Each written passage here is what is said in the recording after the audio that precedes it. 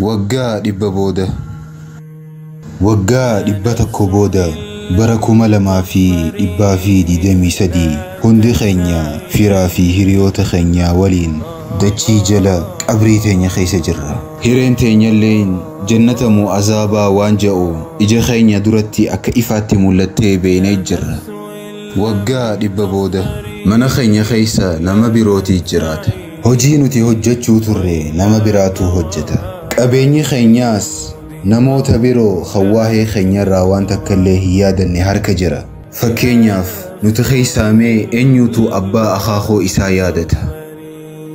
Waggaa dhibba booda yaadannoo namoota tokko tokko keessatti sarara qofa taanee jirra. Maqaa fi bifni keenyalleen ni dagatama. Tanaafuu ilaalchi namni nuuf qabu qabeenyi keenya jiruun nuti jiraannu maaliif dhugaa jirturraa nu dagachiifti. Kun hundinuu waggaa dhibba booda faayidaa fi gatii tokkollee hin qabu. Addunyaa tana keessatti yeroon nuti dabarsinu hedduu xiqqoodha. Jiraachuun keenya du'aan dachaafamee ni dhaabbata. Eegas nutti aanee dhaloonni hedduu wal jala ni dhufan.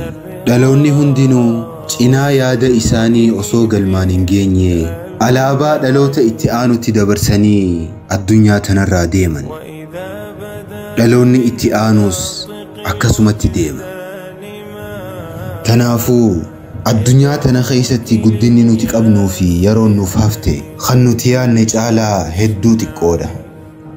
Waggaa dhibba booda qabrii teenya keessatti addunyaan tun gatiin isii hangam xiqqoo akka turte ni hubanna.